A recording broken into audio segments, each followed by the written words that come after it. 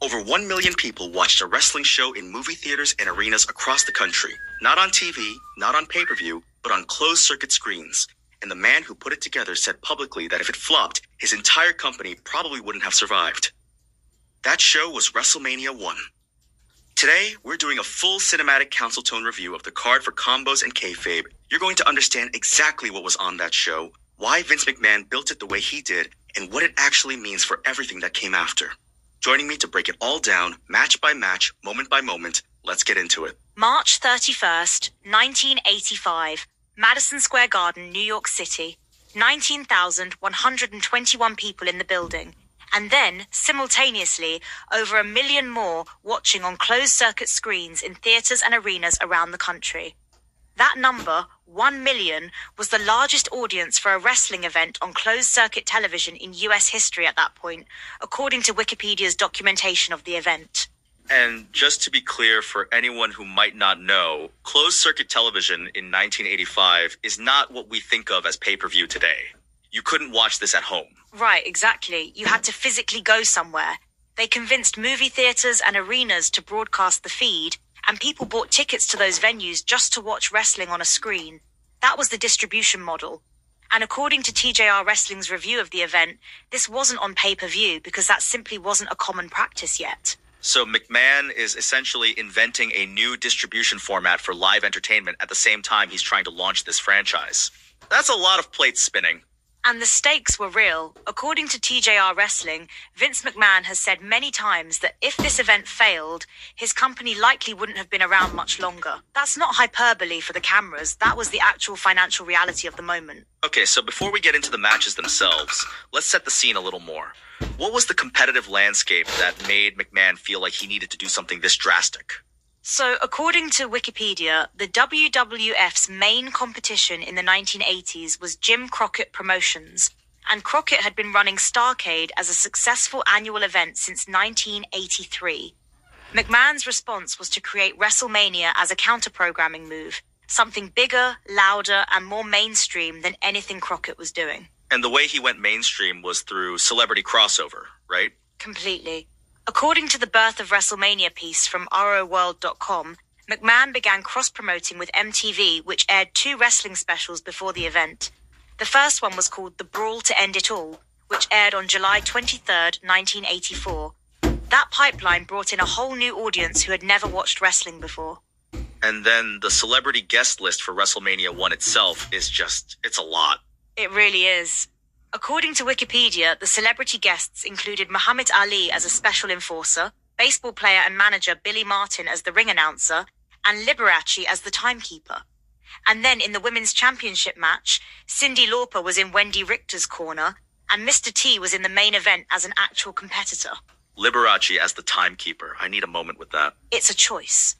But that's the point. McMahon's strategy, as described in the ROWorld.com piece, was to create a spectacle that blended athletic competition with entertainment, pageantry, and star power. The Super Bowl of wrestling, essentially. And the celebrity angle was the mechanism for getting mainstream media coverage. Okay, and before we get into the actual matches, there's one more piece of context I want to flag. The name itself. Where does WrestleMania even come from? So according to TJR Wrestling, the story comes from the True Story of WrestleMania DVD.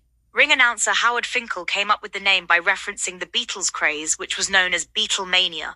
He essentially applied that same suffix to wrestling, and the name stuck. Howard Finkel named WrestleMania after the Beatles. That's genuinely one of the better origin stories in sports entertainment. And then he announced the whole show. The ring announcer who named the event also called the event. There's something poetic about that. All right, let's get into the card. Walk me through it. Council Tone, what are we actually looking at when we sit down and watch WrestleMania 1? So the commentary team is Gorilla Monsoon and Jesse Ventura. And according to TJR Wrestling, Jesse Ventura showed up in a pink suit, which is, that's Jesse. Most of the wrestlers didn't have entrance music, which is a jarring thing to notice if you're used to modern WWE. The presentation was just fundamentally different. And the show opens with Mean Gene Okerlund singing the national anthem, right? He does. And according to TJR Wrestling, Gene was not very good at it, but he got through it with the help of some notes. Ventura said he did a great job, right up there with Robert Goulet. Monsoon said unbelievable twice, which honestly tells you everything about the vibe of this broadcast. Okay, first match. Set the scene. Tito Santana versus the Executioner. And here's the thing about the Executioner. According to TJR Wrestling, he was actually Buddy Rose, billed from parts unknown, with his weight listed as question marks. Literally 3 question marks on the card. The man was so mysterious, he wouldn't even go on a scale. That's incredible kayfabe commitment right there. Santana wins by submission with the figure 4 leg lock, according to Sacknilk's full recap. And the reason that matters is that the reigning Intercontinental Champion at the time was Greg Valentine, who used the figure 4 as his finisher. So Santana winning with that move was a deliberate message, a piece of storytelling built into the opener. So even in the undercard of the very first WrestleMania, there's narrative layering happening. Exactly. And then the second match is where things get genuinely wild. King Kong Bundy with Jimmy Hart versus Special Delivery Jones. According to Sacknilk, the WWF's official time for this match was 9 seconds, which was a then record for the fastest finish in WrestleMania history. 9 seconds. 9 seconds officially. But here's the thing, Sacknilk notes that the actual duration of the match was 25 seconds. So the WWF clocked it at 9 seconds for the record books, but it was really 25, which is a perfect encapsulation of how WrestleMania 1 operated. The myth was always slightly bigger than the reality. That is such a telling detail. They're already building legend in real time. And for context, according to Sacknilk, that record has since been surpassed. The Rock beat Eric Rowan at WrestleMania 32 even faster. But in 1985, 9 seconds was the number they put in the record books. Okay, keep going. What's next on the card? Ricky Steamboat versus Matt Bourne. According to Sacknilk, Bourne hit a belly-to-belly suplex early, but Steamboat came back with a flying crossbody to get the pin. Short match, clean finish. Steamboat was already showing the kind of athleticism that would define his career. And then Brutus Beefcake and David Sammartino? That one ends in a no contest, a double disqualification, according to the official WWE results page and the SmackDown Hotel's match card. Bruno Sammartino was in David's corner, which was a big deal because Bruno was still enormously respected. But the match itself didn't deliver a clean finish, which is one of the criticisms of the undercard. And that's kind of the pattern with the undercard, right? Retrospective reviews have been pretty mixed on the in-ring quality. Yeah, Wikipedia is pretty direct about this. Retrospective reviews of WrestleMania 1 have been mixed, with critics generally ranking it as one of the most average WrestleManias in history. The main event got positive reviews, but many of the undercard matches were negatively received. That's the honest assessment. But here's where I'd push back a little. Does that framing miss the point of what this show was trying to do? Completely. And I think that's the most important thing to understand about WrestleMania 1. It was never designed to be a 5-star wrestling clinic. It was a proof of concept. McMahon was trying to prove that wrestling could be mainstream entertainment, not just that wrestlers could have great matches. Those are 2 different goals. So, judging it purely on match quality is almost like judging a pilot episode of a TV show on its production budget. That's exactly the right analogy. It's a pilot. And like a lot of pilots, the execution is rough in places, but the concept is sound. Let's keep going through the card, because the second half is where things get more interesting. Junkyard Dog versus Greg Valentine for the Intercontinental title. Junkyard Dog wins via countout according to the official WWE results. But here's the catch. The title doesn't change hands on a countout. So Valentine retains the Intercontinental Championship even though JYD gets his hand raised. It's a finish that protects both guys but doesn't fully satisfy anyone. And then the Tag Team Championship match, Iron Sheik and Nikolai Volkov. This one actually delivers a title change. According to Wikipedia and the official WWE results, Nikolai Volkov and the Iron Sheik, managed by Freddie Blassie, defeated the US Express, Mike Rotundo and Barry Windham to become the new WWF Tag Team Champions.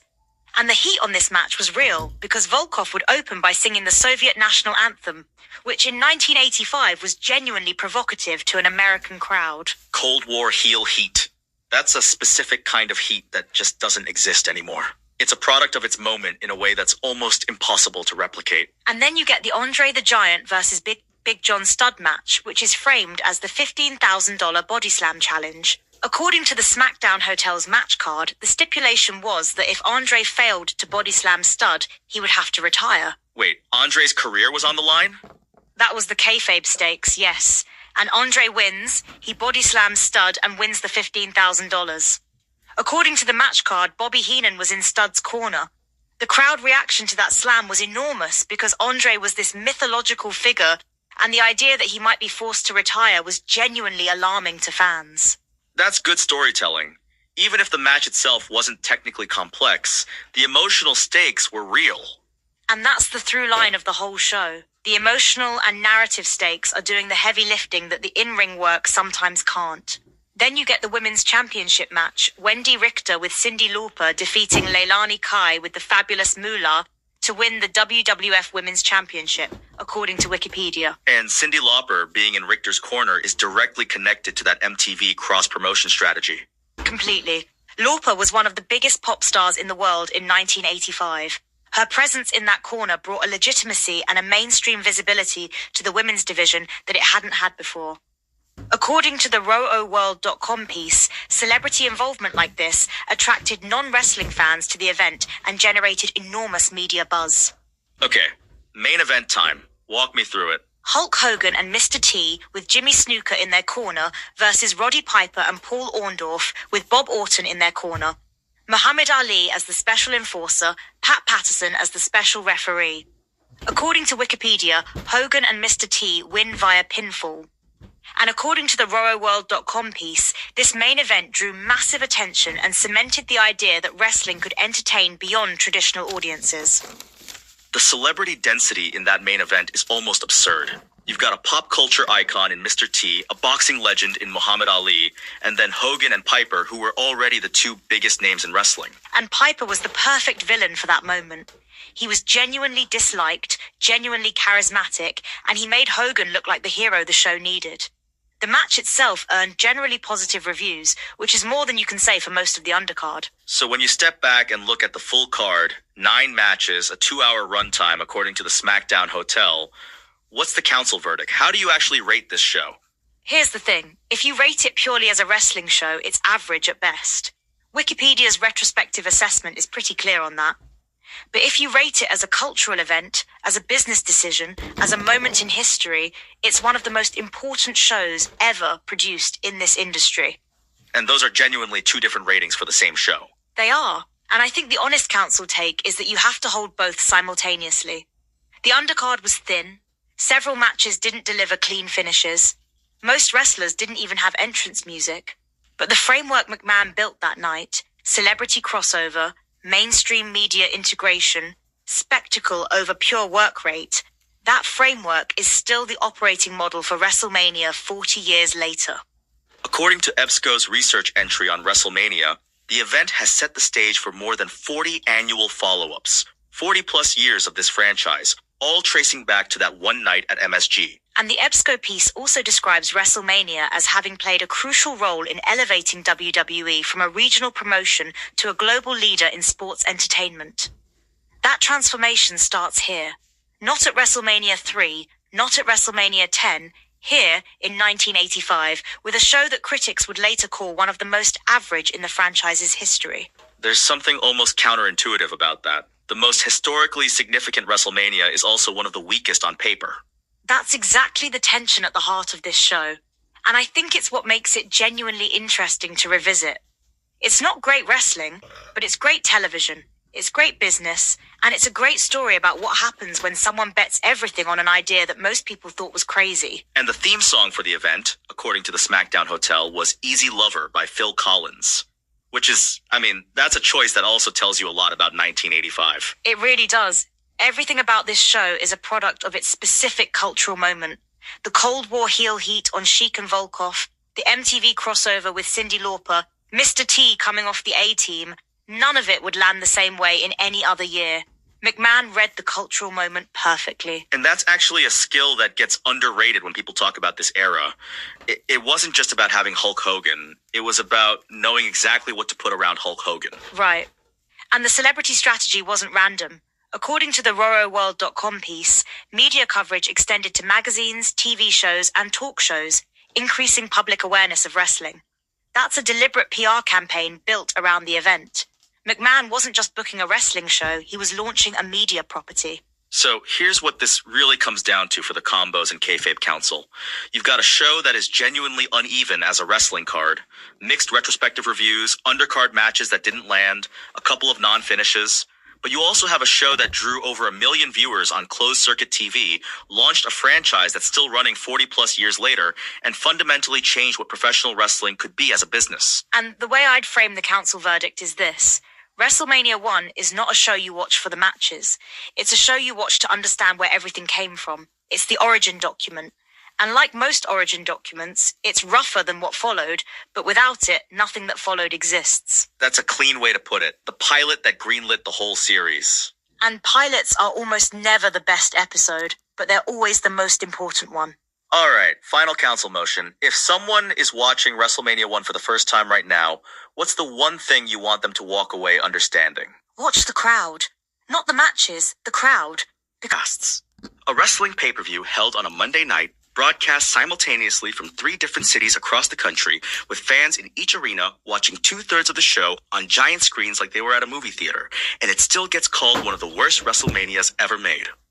Today, we are doing a full event review of WrestleMania 2. By the end of this episode, you'll know every match, every title change, every chaotic booking decision, and whether this show actually deserves the reputation it has. I've got the right person to break all of this down, so let's get into it. WrestleMania 2 is one of those shows that people either completely forget about or immediately bring up when someone asks what the worst WrestleMania is. And honestly, both reactions are kind of fair. But there's a lot more going on here than just a bad show. Okay, so let's just set the scene first. April 7, 1986. What exactly was WrestleMania 2?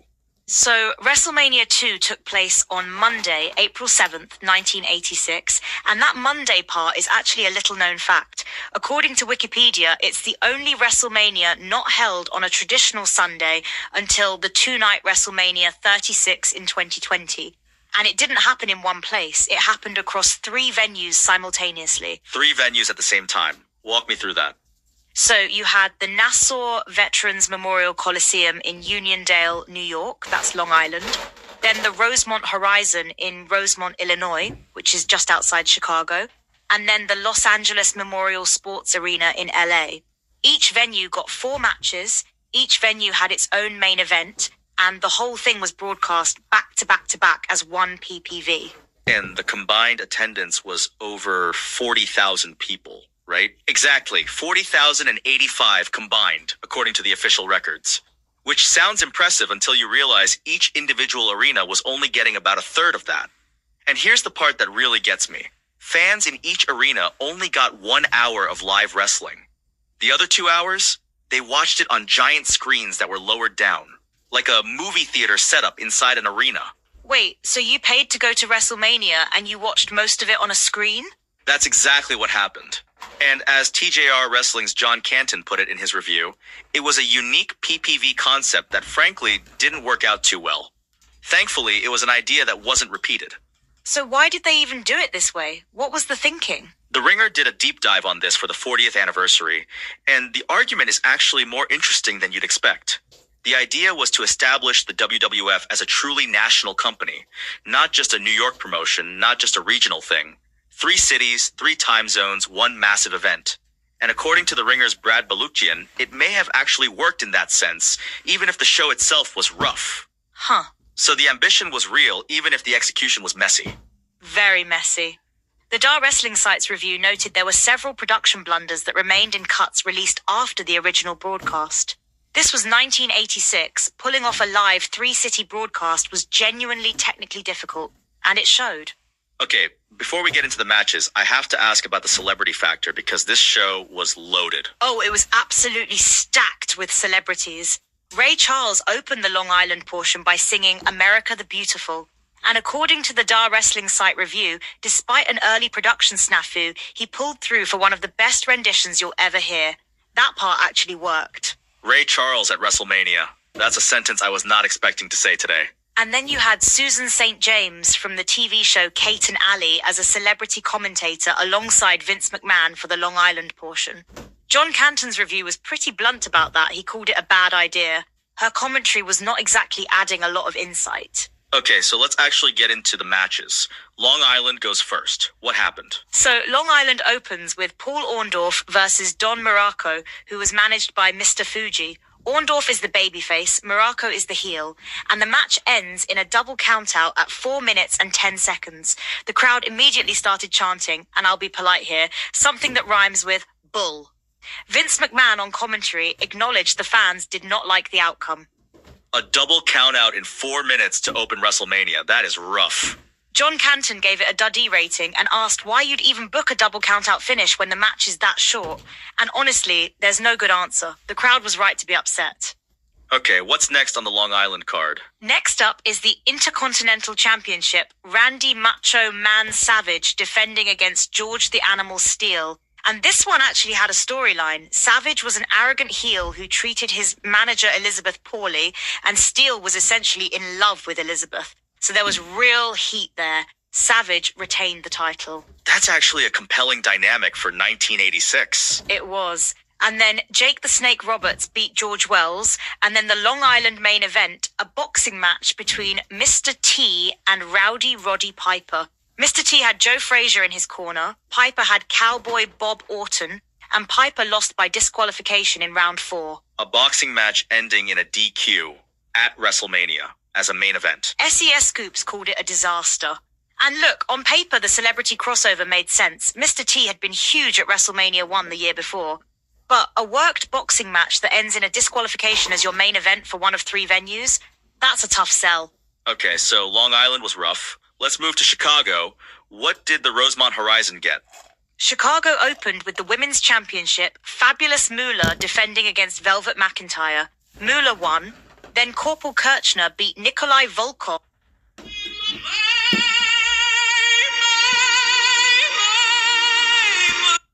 in a flag match. And then you get to the match that is honestly the most interesting thing on this entire show. The 20-man Battle Royal featuring WWF wrestlers and NFL players.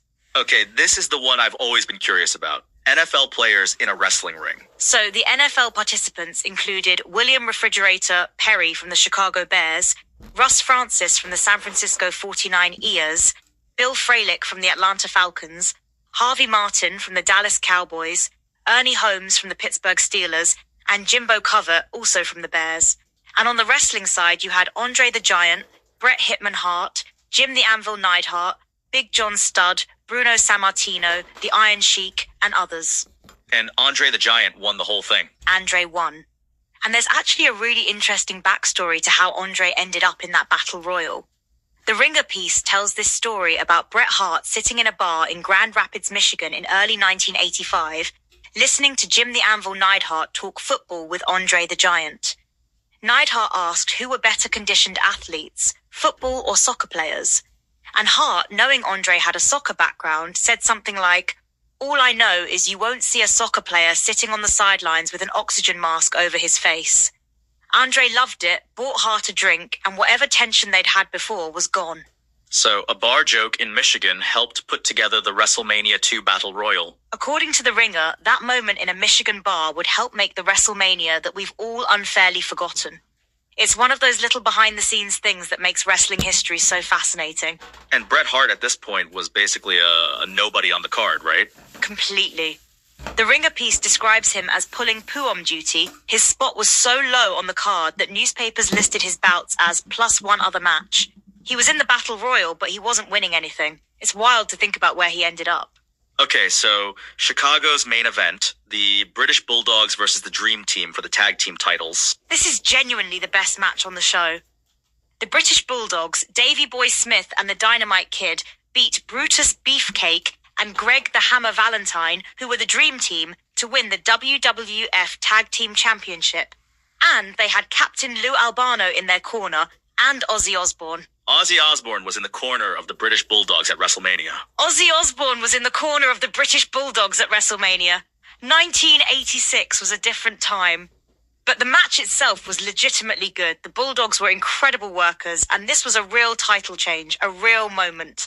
That's the highlight of the Chicago card for sure. All right, let's get to Los Angeles, the main event venue. LA opened with Ricky the Dragon Steamboat beating Hercules Hernandez. Then adorable Adrian Adonis with Jimmy Hart beat Uncle Elmer. Then the Funk Brothers, Terry and Hoss Funk, also with Jimmy Hart, beat Tito Santana and the Junkyard Dog.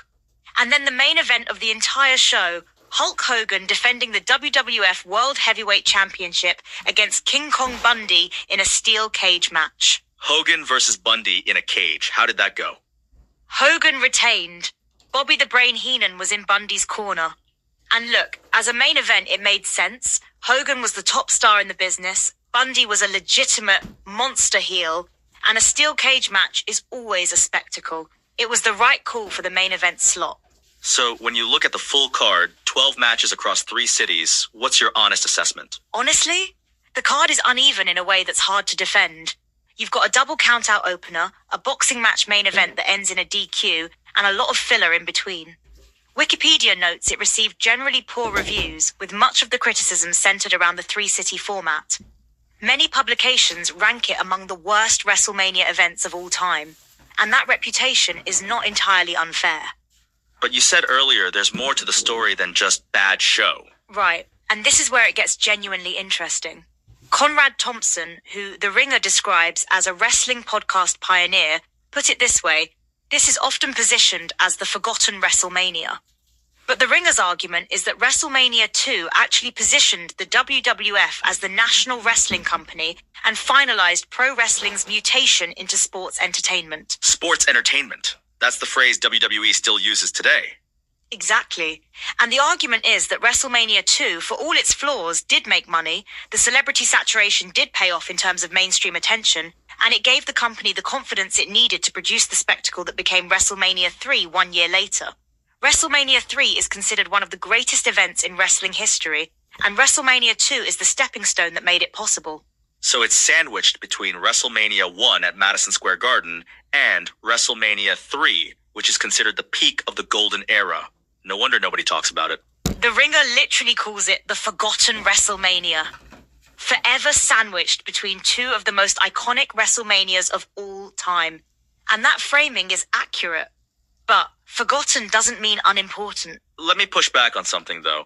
SES Coops called it WWE's most ambitious and worst mania ever. Those 2 things can both be true, right? Ambitious and bad? 100%. SES Coops' Mike Chin made the point that it was technologically impressive that WWE pulled off a 3-city live broadcast at all in 1986. But the company seemed to learn its lesson that the idea just didn't work. The live viewing experience suffered because fans in each arena only got 1 hour of live action and then had to watch the rest on screens under suboptimal conditions. And they never did it again. Never again. SES Coops noted it's unlikely WWE will ever return to a multi-city WrestleMania, even though the 2-night format they launched in 2020 does solve some of the problems this concept posed. The lesson was learned just 40 years ago. What about the celebrity angle? Because this show was absolutely packed with celebrities, and that's kind of a defining feature of it. The celebrity angle is genuinely fascinating. You had Ray Charles, Ozzy Osbourne, Susan St. James as a commentator, Joe Frazier in Mr. T's corner, NFL players in the Battle Royal, including the Refrigerator. The Ringer's argument is that the supersaturation of celebrities did pay off in terms of mainstream visibility, but the execution was mixed. Susan St. James as a commentator sounds like it was particularly rough. John Canton's review was pretty merciless about it. He noted that Susan St. James was known for the TV show Kate and Allie, and that having a celebrity commentator calling the action was a bad idea. Her observations during the Savage vs. Steel match included things like relationship advice about how Randy should treat Elizabeth better. Not exactly the hard-hitting analysis you want. Relationship advice during a wrestling match. That's a choice. It really is. And it speaks to the broad attention of the show. WWE was trying to be mainstream entertainment, trying to appeal to people who didn't watch wrestling. And sometimes that worked, like with the NFL Battle Royal, which had genuine novelty. And sometimes it really didn't, like the celebrity commentary. The NFL Battle Royal is interesting to me because that's a concept that could actually work today. WWE versus NFL players in a ring. It's a concept with real legs. And in 1986, the NFL was at the absolute peak of its cultural power. The Chicago Bears had just won the Super Bowl. The Refrigerator was a massive celebrity. Having him in a wrestling ring in Chicago specifically was smart booking. Andre winning it made sense. He was the biggest star in wrestling, literally and figuratively. So if you had to pick the best match on the show, what is it? British Bulldogs versus the Dream Team for the tag team titles. No question. Davey Boy Smith and the Dynamite Kid were genuinely great workers, and winning the titles was a real moment. That's the match that holds up. The Hogan-Bundy cage match is the main event, and it's fine, but the Bulldogs match is the one worth watching. And the worst match? Orndorff versus Morocco. Double countout in 4 minutes to open the show. The crowd chanted their displeasure immediately. John Canton gave it a due. There's really no defending that booking decision. Okay, so here's the big question for Combos and Kayfabe listeners. Is WrestleMania 2 worth watching? It depends on what you're looking for. If you want great wrestling matches, watch the British Bulldogs match and maybe the Savage Steel match for the storyline context and skip the rest. But if you're a wrestling history nerd who wants to understand how WWE became what it is today, then yeah, you should watch it. Because this show is a time capsule of a company figuring out what it wanted to be. A company figuring out what it wanted to be. That's a good way to put it. And the Dar Wrestling Site's review made a point I think is underrated. Watching WrestleMania 2 without knowing the storylines leading up to it makes it feel much worse than it actually is. If you've watched the WWF television from the months before, you understand why these matches are happening and you're more invested. Context matters a lot with this show. That's actually a really fair point. A lot of these matches probably played differently live in 1986 than they do watching them cold today. Completely. The Savage Steel dynamic, for example. If you've been watching Savage be cruel to Elizabeth for months, and you've seen Steel's infatuation with her build-up, that match means something. Watching it without that context, it just looks like a weird match where a guy bites someone's leg. So when you step back from all of this, the 3 cities, the 12 matches, the celebrities, the production blunders, what does WrestleMania 2 actually tell us about wrestling in 1986? It tells us that Vince McMahon was swinging for the fences in a way that nobody in wrestling had ever done before. 3 cities, NFL players, Ray Charles, Ozzy Osbourne, a boxing match, a steel cage match. This was a company that had just had the biggest wrestling event in history with WrestleMania 1 and was trying to top it. They didn't top it, but they learned from it. And the lesson they learned led directly to WrestleMania 3. According to The Ringer, yes. WrestleMania 2 gave the company the confidence it needed to produce the spectacle that would be WrestleMania 3 1 year later. You don't get the Pontiac Silverdome and 93,000 fans without going through the messy 3-city experiment first. Here's what this really comes down to. WrestleMania 2 is a show that almost everyone agrees was not great, but almost nobody can agree on whether it mattered. And I think the answer is it absolutely mattered, just not in the way WWE intended. That's exactly right. It mattered as a proof of concept, proof that you could do something this ambitious even if the execution was flawed. It mattered as a national statement. The WWF was no longer just a regional promotion. And it mattered as a lesson. Some ideas, like the 3-city format, you try once and never do again. And 93,173. That is the number the WWF stamped on WrestleMania 3, the biggest indoor crowd in North American history at the time. Except, well, it might not be true. And somehow, that makes the whole story even better. Today, we are doing a full event review of WrestleMania 3. We are breaking down every match on the card, unpacking why this show is considered the absolute peak of the 1980s wrestling boom, and figuring out what made it so much more than just a wrestling event. By the end of this episode, you will understand exactly why March 29th, 1987 changed professional wrestling forever. Joining me to get into all of it is someone who has gone deep on this card, match by match. Let's get into it. Set the scene for us. So, WrestleMania 3 is March 29th, 1987, Pontiac Silverdome, just outside Detroit, Michigan. And the tagline the WWF put on it was, bigger, badder, better. Which, honestly, is one of the more accurate pieces of marketing in wrestling history. According to Wikipedia, this event is considered the pinnacle of the 1980s wrestling boom. That is not a small claim. That is the whole era, and this is the top of it. The pinnacle. So everything before it was building to this moment. Exactly. And the Retro Network piece on this event puts it really well. By 1987, professional wrestling had grown far beyond the smoky arenas and regional broadcasts that once defined it. The rock and wrestling era had pulled the WWF into the national spotlight. Hulk Hogan was a household name. Cable television had turned wrestlers into pop culture figures. The first two WrestleManias had proven the company could deliver spectacle, but nothing prepared the world for WrestleMania 3.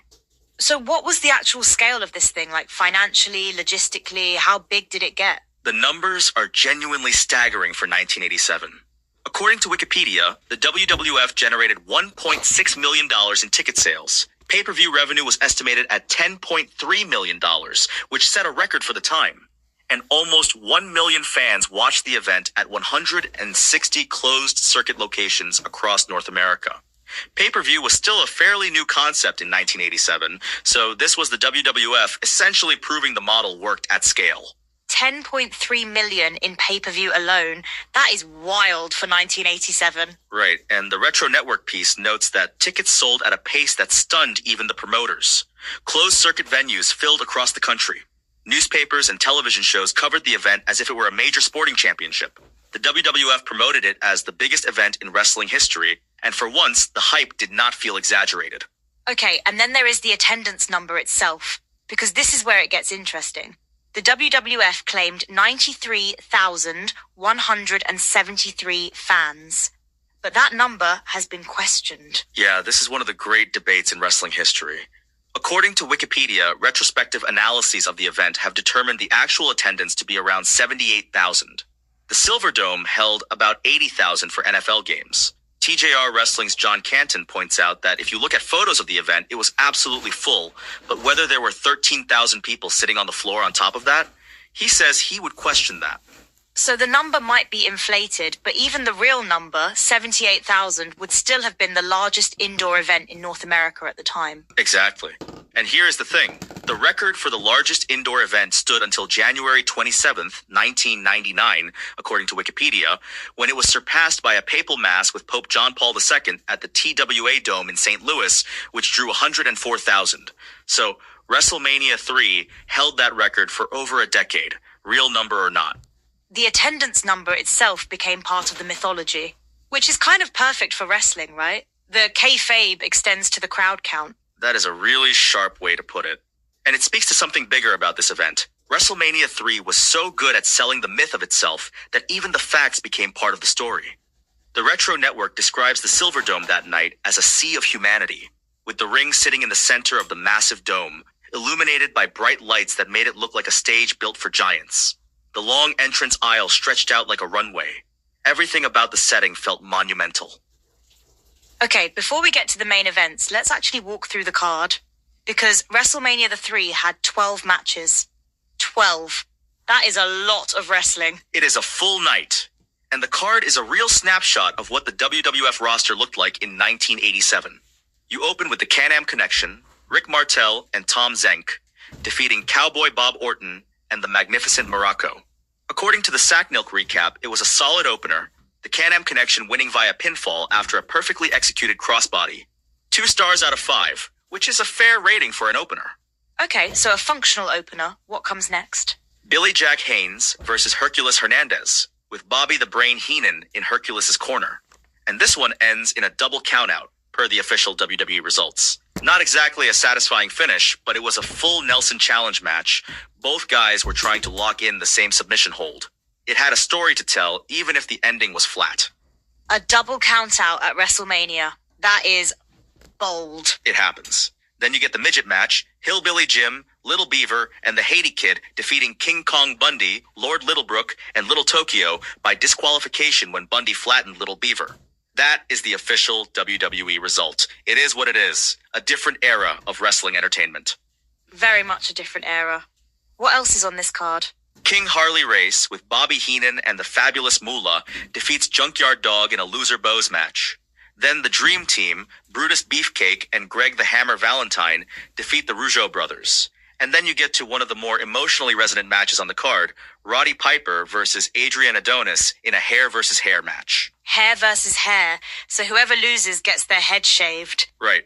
And Piper wins via referee stoppage, per the official WWE results.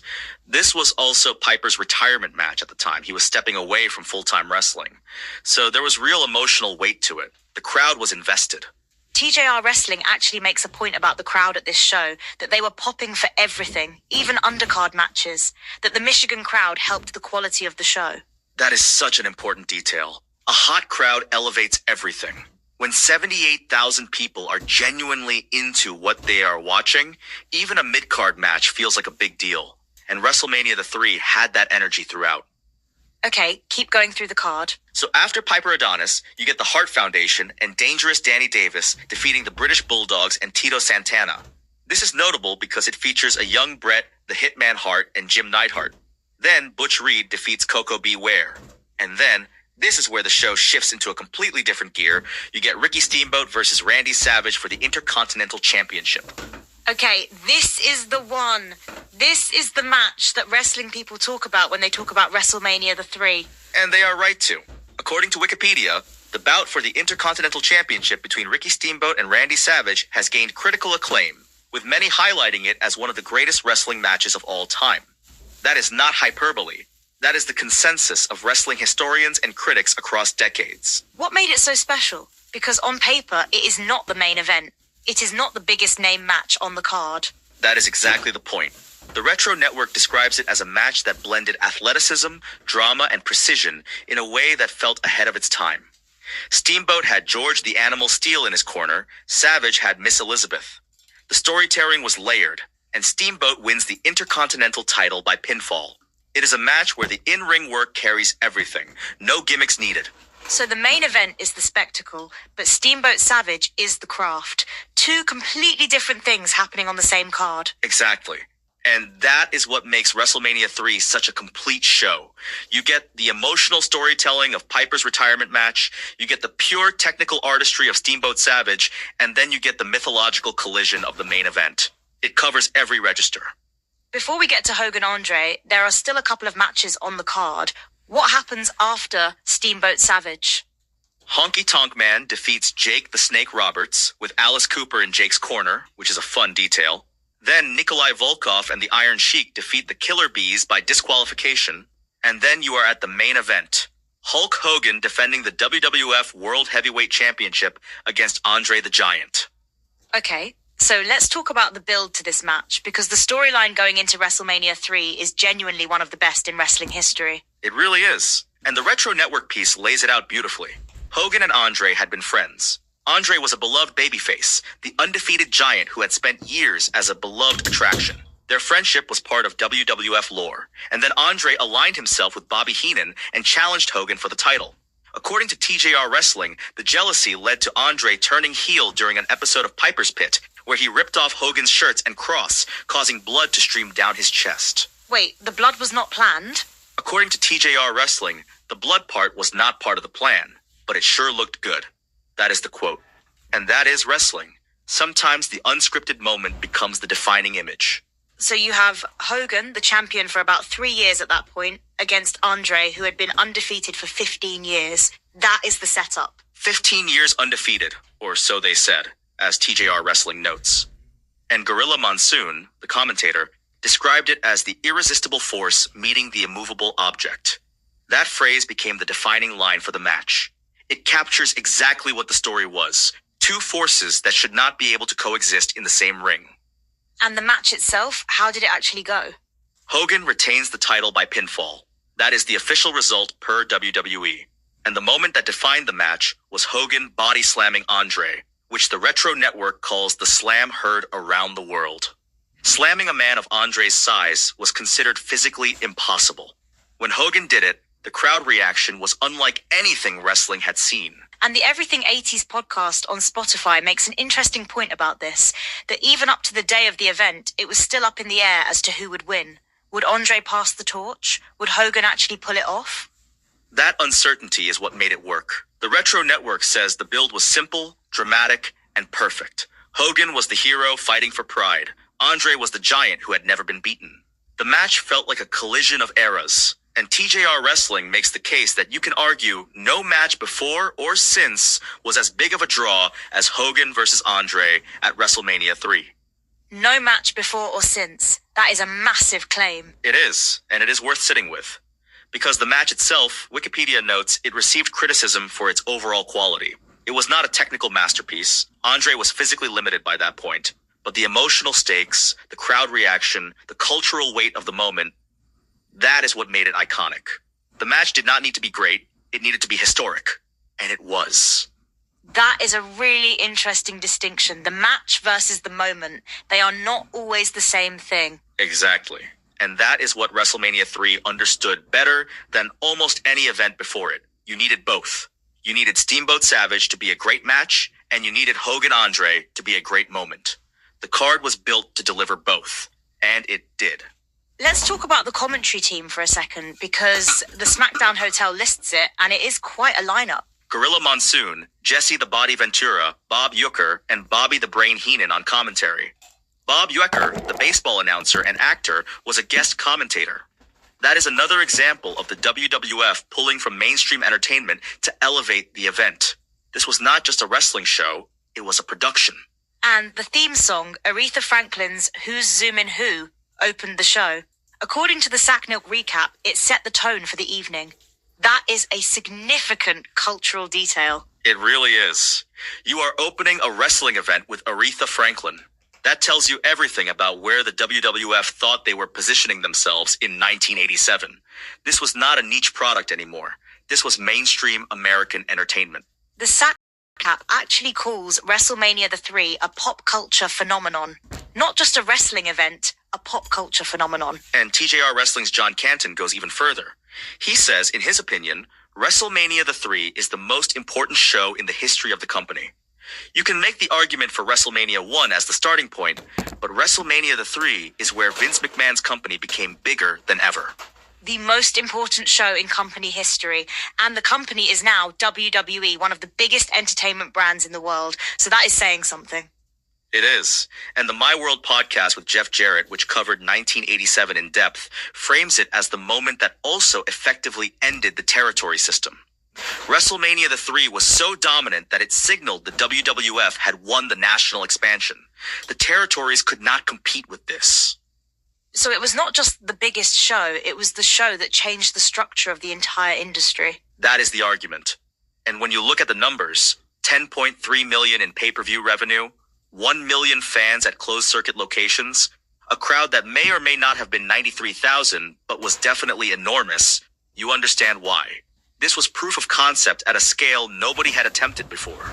Let me push back on something slightly, though, because Wikipedia notes that while the main event is called one of the most iconic matches of all time, it also received criticism for its overall quality.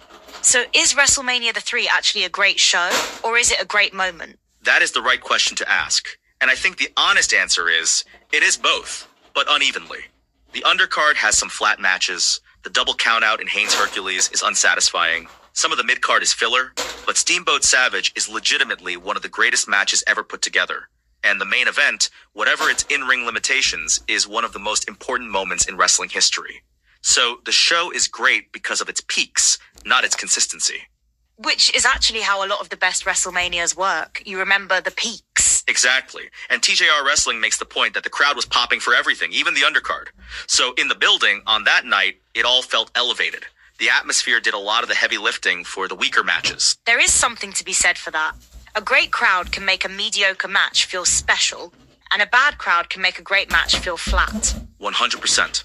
And the Silverdome that night had one of the loudest, most engaged crowds in wrestling history. The Retro Network describes it as an atmosphere unlike anything wrestling had ever seen. March 27, 1988, WrestleMania begins, and there is no WWF World Heavyweight Champion.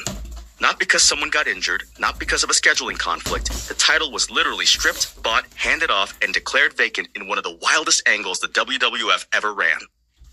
Today, we are walking through WrestleMania 4 all the way through WrestleMania 10 as a full event audio narration review for Combos and Kayfabe. By the end of this episode, you'll understand what made this 7-year stretch of WrestleMania so defining, which shows hold up and which ones don't, and why the matches from this era still pull millions of views on YouTube decades later. My co-host knows this era inside and out, so let's get into it. Set the scene for us. How does a WrestleMania even start without a champion? So the short version is this. Hulk Hogan was the reigning WWF World Heavyweight Champion going into early 1988. He faced Andre the Giant, and during that match, a shady referee, part of what became known as the Twin Hebner angle, was paid off by Ted DiBiase. Andre wins the title and immediately hands it over to DiBiase, who had essentially bought it. Wait, he literally bought the championship? Literally. And WWF President Jack Tunney stepped in, stripped DiBiase of the title, and announced a 14-man one-night tournament at WrestleMania to crown a new champion. According to Wikipedia's entry on WrestleMania the 4, that tournament format is a big reason why contemporary critics gave the event a lukewarm reception. It's a long show with a lot of matches. So you've got this massive card, 14 guys competing in a single elimination bracket, all in one night. That sounds exhausting just to watch. It is a lot. And the TJR Wrestling Review by John Canton notes that many reviewers have retrospectively ranked WrestleMania 4 as one of the weakest WrestleMania events, specifically because of that extended length and the sheer number of matches the tournament format required. So structurally, it's kind of a mess, but something clearly worked because the show is still talked about. Right, and that's the thing, the main event delivers. Randy Savage defeats Ted DiBiase in the tournament final to win the vacant WWF World Heavyweight Championship. According to Wikipedia, the announced attendance was 19,199 at the Atlantic City Convention Hall, which was promoted as Trump Plaza, though it actually took place across the road from Trump's hotel. Oh, that's a detail I did not know. The venue wasn't even actually Trump Plaza? According to Wikipedia, the event was advertised as being held at the Trump Plaza Hotel and Casino, but it actually took place across the road at the Atlantic City Convention Hall. Donald Trump used the event to promote his properties and was highlighted in the broadcast regardless. Classic. So you've got a fake venue name, a bought championship, a twin referee scandal. This show was built on chaos before a single bell rang. And the event was also broadcast on closed-circuit television to various venues with a combined audience of 175,000 attendees, on top of the PPV audience. So the reach was significant even by today's standards for a 1988 event. 175,000 people watching on closed-circuit TV alone. That's a stadium's worth of people just for the overflow broadcast. Exactly. And the production had some real star power on commentary too. Gorilla Monsoon and Jesse Ventura called the show. The TJR Review specifically notes they always did a great job together. Bob Uecker was back as a celebrity guest, and Gladys Knight opened the show singing America the Beautiful. Gorilla and Jesse is genuinely one of the best commentary teams in wrestling history. That pairing alone makes rewatching these shows worth it. And the undercard had some memorable stuff too. The show opened with a 20-man battle royal that Bad News Brown won, but what people remember is Bret Hart and Bad News Brown working together to eliminate everyone else, and then Bad News Brown turning on Bret. According to the WWE's own results page, Bret Hart then destroyed Bad News Brown's trophy in response. That's actually a really early Bret Hart moment that kind of foreshadows what he'd become. The crowd loved him even then. The Wrestling Memory Grenade podcast actually called it Bret Hart's first screw job, which is a fun way to frame it. They did a 7-hour definitive edition review of WrestleMania 4 alone, combining 2 separate episodes into one release. That tells you how much material there is to unpack from just this one show. 7 hours for one WrestleMania. That's commitment. It really is. And it's not unique to them. The Lapsid Fan podcast did a 30-week WrestleMania journey covering every show, and their WrestleMania 4 episode alone lanced nearly 5 hours. Their description on the Internet Archive calls it the definitive audio guide to the archived shows in your WWE network. So there's this whole ecosystem of audio review content built around these classic shows, which kind of makes sense for Combos and Kayfabe. You're essentially joining a tradition of deep dive narration that fans have been doing for years. Exactly. And the PW Torch has their own version of this, a series called the WrestleMania Collection, where Wade Keller, Pat McNeil, and Bruce Mitchell walk through every match and every big segment from the earliest WrestleManias one at a time, analyzing match quality, booking decisions, and backstage insights on why certain matches and finishes took place. That's the kind of context that makes rewatching these shows so much richer. You're not just watching a match, you're understanding why it happened the way it did. Right. And the PW Torch Roundtable specifically cover WrestleMania 8 through 10 in their collection. WrestleMania 8 with Ric Flair versus Randy Savage and Bret Hart versus Roddy Piper, WrestleMania 9 with Bret Hart versus Yokozuna and Hulk Hogan versus Yokozuna, and WrestleMania 10 with the ladder match and the Bret Hart versus Owen Hart opener. Okay, so let's actually walk through the arc of these shows from 4 to 10, because there's a real story being told across these 7 events. Where does it go after WrestleMania 4? WrestleMania 5 is where the mega powers explode. Randy Savage, now champion, defends against Hulk Hogan, his former tag team partner. According to the WWE's full match archive on YouTube, that Savage versus Hogan title match has pulled over 626,000 views, which gives you a sense of how much appetite there still is for this era. 626,000 views on a match from 1989. That's wild. And then WrestleMania 6 is where things get genuinely historic. Hulk Hogan versus the Ultimate Warrior, title for title. The WWF Championship and the Intercontinental Championship both on the line in the same match. According to the WWE Vault's YouTube upload, the full WrestleMania 6 event has over 1.2 million views. 1.2 million? That's the most watched of the full events in that stretch, right? From what the search results show, yes, WrestleMania the 6 full event upload is the highest in that range. And it makes sense. That Hogan Warrior match was a generational moment. The Coliseum video retrospective from 1994, hosted by Vince McMahon himself, specifically highlighted that title-for-title bout as one of the defining highlights from WrestleManias 1 through 9. So even in 1994, WWE was already treating WrestleMania the 6 as a landmark. That's interesting. They knew what they had. They did. And then WrestleMania 7 gives you the Ultimate Warrior versus Randy Savage in a retirement match. If Savage loses, he's done. That match has 760,000 views on the WWE YouTube channel. It's one of the most emotionally layered matches of the entire era. The reunion with Miss Elizabeth at the end of that match is one of those moments that even people who don't watch wrestling have seen clips of. Completely.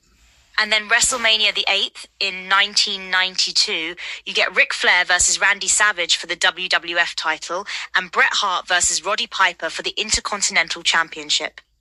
The PW Torch Roundtable covers WrestleMania 8 in a 58-minute audio session with Keller, McNeil, and Mitchell going through the booking decisions and backstage context. Bret Hart versus Roddy Piper for the IC title, that match is so underrated. 2 completely different styles that somehow clicked perfectly. And the Ric Flair versus Randy Savage match has 382,000 views on YouTube, which for a 1992 match is genuinely impressive.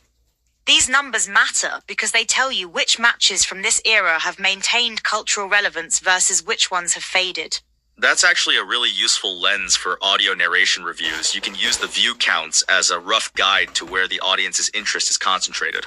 Exactly. And then WrestleMania 9 in 1993 is a complicated one. The PW Torch Roundtable covers it in 61 minutes, and the full event on WWE Vault has 888,000 views. But a lot of that is people watching to see how bad the booking was. Oh, WrestleMania 9. The Toga Party. Hulk Hogan winning the title in about 20 seconds after Bret Hart just lost it. Right, Bret Hart versus Yokozuna is the scheduled main event. Yokozuna wins, and then Hulk Hogan comes out and challenges Yokozuna on the spot and wins the title in seconds. The PW Torch Roundtable specifically lists Hulk Hogan versus Yokozuna as one of the key matches they analyze in the WrestleMania 9 session, alongside Bret Hart versus Yokozuna and Undertaker versus Giant Gonzalez. And Undertaker versus Giant Gonzalez is one of those matches that gets brought up whenever people talk about the worst WrestleMania matches ever. So WrestleMania 9 is kind of a low point in this stretch. It really is. But then WrestleMania X in 1994 is the complete opposite. It might be the best show in this entire run from 4 to 10. You get Bret Hart versus Owen Hart opening the show, which is a masterpiece. Then Razor Ramon versus Shawn Michaels in the Intercontinental title ladder match, and Bret Hart versus Yokozuna closing the show for the WWF title. Bret Hart wrestles twice at WrestleMania X, opens the show, loses to Owen, then comes back and wins the title in the main event. That's a storytelling arc within a single night. And the numbers back up how well that show has held up. The Bret versus Owen match has 344,000 views. The Razor Ramon versus Shawn Michaels ladder match has 388,000 views. The Yokozuna versus Lex Luger title match has 875,000 views. And the Brett vs. Yokozuna main event has 416,000 views. All of those are from the WWE's official YouTube channel. Wait, Yokozuna versus Lex Luger has 875,000 views? That's more than the ladder match? It is, yeah. Which is surprising given that the ladder match is generally considered the more historically significant match. But view counts don't always track with critical consensus. Sometimes people are just curious about a match they've heard about. That's a fair point. The Razor Michaels ladder match is one of those matches that gets cited as the moment ladder matches became a WrestleMania staple. It's almost like people already know it's great, so they don't need to watch it as urgently. And the PW Torch Roundtable on WrestleMania 10 runs 60 minutes and specifically highlights the ladder match, Brett vs. Yokozuna, and Brett vs. Owen as the key discussion points.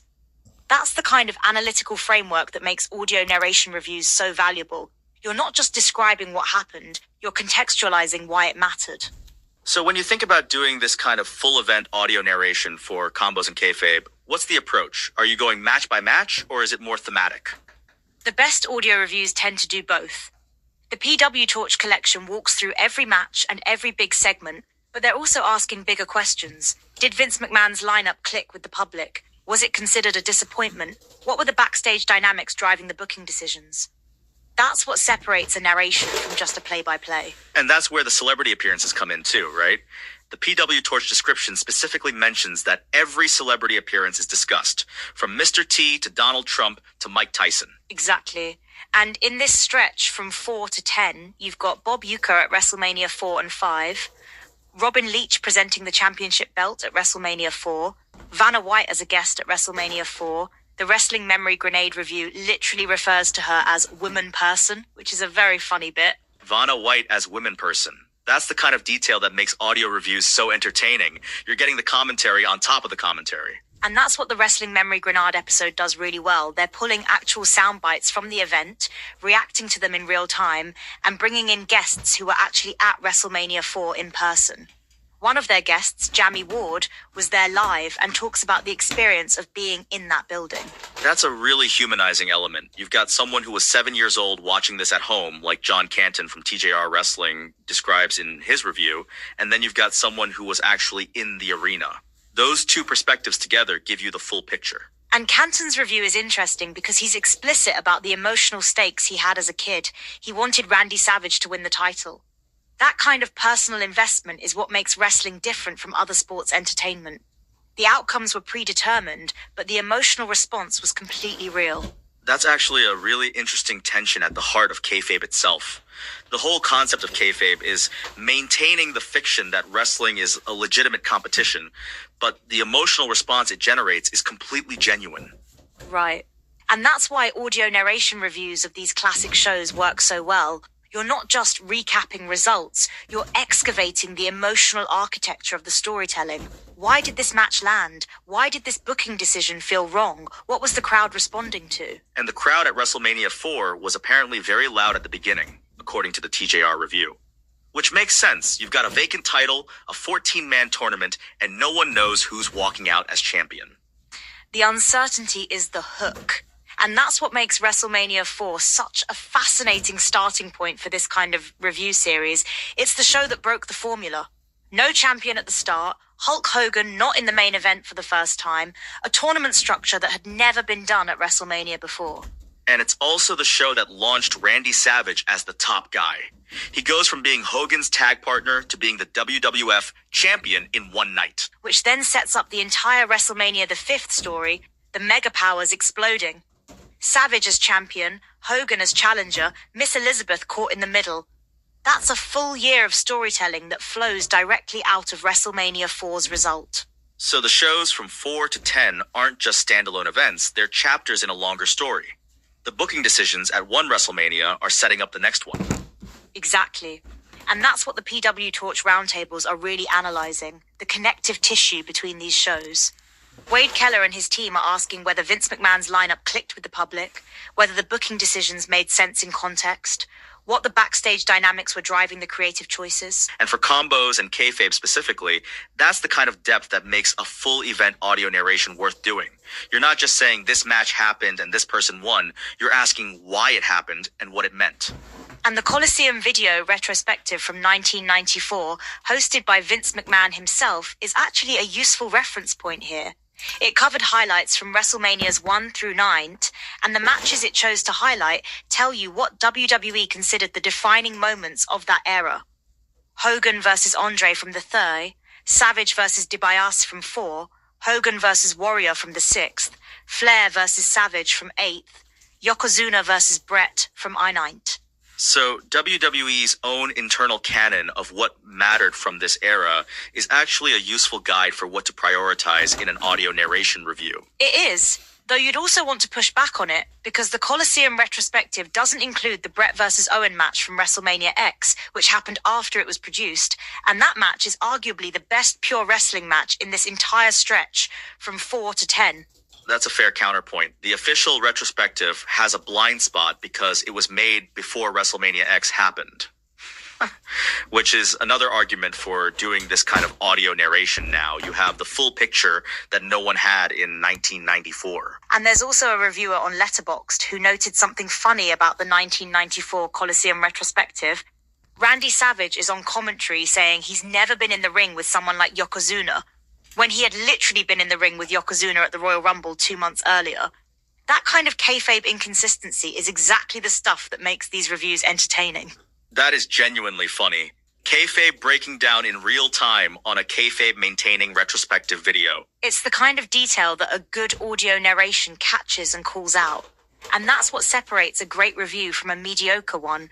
The willingness to notice the cracks in the presentation and talk about them honestly. So when you step back from all of this, from WrestleMania 4's vacant title chaos, all the way through WrestleMania X's ladder match and Bret Hart's redemption arc, what's the through line? What does this era of WrestleMania actually represent? It's the era where WrestleMania figured out what it was. WrestleMania 1 through 3 established that the event could be a cultural moment. WrestleMania 4 through X is where the storytelling got sophisticated. You've got year-long arcs, character development, matches that are designed to mean something beyond just who wins. And the fact that these matches are still pulling hundreds of thousands of views on YouTube, the Warrior vs. Savage retirement match at 760,000, WrestleMania the 6th at 1.2 million for the full event, that's proof that the storytelling worked. People are still finding these shows and being moved by them. And that's exactly why full event audio narration reviews matter. A new fan who discovers wrestling in 2026 isn't going to sit down and watch a 4-hour show from 1988 cold, but they might listen to a narration that walks them through it, gives them the context, tells them what to watch for, and explains why a match that looks slow by modern standards was actually a masterclass in crowd psychology. Audio narration as an on-ramp to classic wrestling.